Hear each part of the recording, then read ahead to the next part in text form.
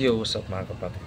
Ayan, pag-uusapan naman natin yung nangyari ngayon lang na pag-aresto kay Tatay Digong. Diba? Ang daming nagagalit, kay Tatay Digong. Bakit? Ano ba ginawa ni Tatay Digong? Diba? Hindi naman siya nagpayaman. Kita mo, wala man siyang biling mga sakyan, wala mga ano. Nagagalit ka kay Tatay Digong. Diba? Pero kung nakita presidente na naka-short, naglalakad-lakad doon sa kalsada. May presidente bang ganyan? Diba? Alos lahat ng presidente ayos na madamit. Oh, diba? Dami yung galit na galit kay Tatay Digong. Ano ba ginawa ni Tatay Digong sa inyo? Na war of drugs, diba? Oh, diba? Kasi daming mga addict na pinagyan ni Tatay Digong. Okay lang yun, diba? O nadamay, diba? Sabi natin doon tayo sa nadamay. Kaya marami na galit kay Tatay Digong, diba? Pero kita nyo nung Tatay Digong nakapwesto, napakaayos ng Pilipinas. Kita mo ngayon ano, diba?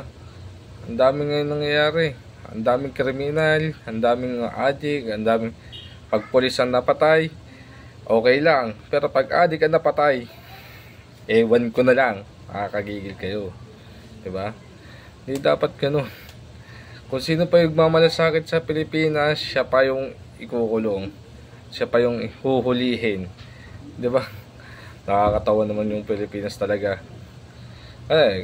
Ginusto nyo yan. Kaya magsisinayan tayo kung ano yung mangyayari sa Pilipinas, diba? Oh, ganda-ganda nung palakad ni Tatay Digong noon. Napakatahimik ng Pilipinas. Tamo, hinahangaan ng ibang bansa si Tatay Digong. Nga lang, dun lang sa ICC, sa ano, dun lang siya nalaglag. Pero okay para sa akin yung good yun, yung ginawa Tatay Digong, diba? What tahimik. Tamo, talagang ang mga polis noon malakas, diba? Malakas talaga sila. Ngayon, mga polis ngayon, wala akong masabi kasi wala silang kapangyarihan na ano, kasi pagka umatake sila sa mga adik, sila pa sisisihin, diba? Kaya kita mo, dumadami mga adik ngayon, diba? Nakakaasar lang na pati si Tatay Digong, ano nyo, pinakulong nyo, inaresto ninyo, diba? Kung sino pa yung presidente nagmamalasakit, siya pa yung kanulong nyo. Ang dami presidente dyan na ano, na hindi naman nagmamalasakit, puro corrupt lang naman, diba? Nakakasar lang. Kita mo nga yung dagdag sahod sa amin, diba? Mga empleyado. Sino nakinabang ng 200? Government.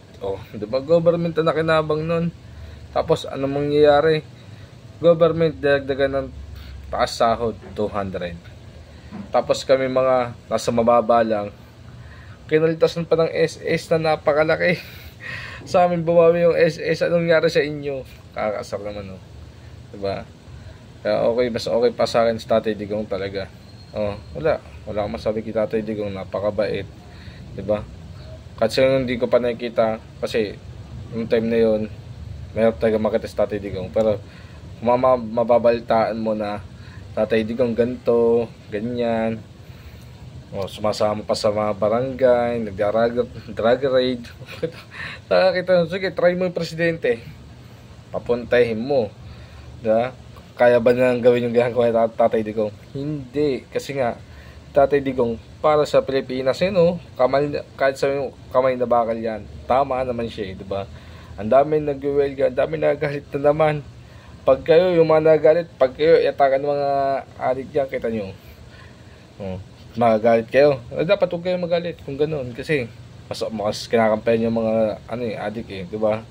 Kaya ako, para sa akin, nakakadismaya lang na kung sino pa nagmamalasakit, siya pa arestuhin. Walang ginawa sa Tatay Digong kung para sa Pilipinas, siya ang inaresto, diba? Pero sana makalaya si Tatay Digong. Siyempre, maraming magagawa dyan ng paraan para makalaya. Kasi wala naman talaga siyang kasalanan. Comment nyo dito kung may kasalanan si Tatay Digong. Diba? Babasahin natin yan. Sasagutin ko yan kung ano yung mga kasalanan ni Tatay Digong. Diyan sa baba lang. Tignan mo. Mag-comment ka lang dyan para mababasa natin yan. Diba? Kasi nakakaasar lang na nangyari kay Tatay Digong ngayon. So, sana soon maging okay si Tatay Digong, makalaya. Diba? Kasi wala mo siya kasalanan. Kasi batas sa Pilipinas, ganyan. Pagka may kahit di ka nagkakasala, may kasalanan ka talaga. Kukulong ka. Kaya Pilipinas eh.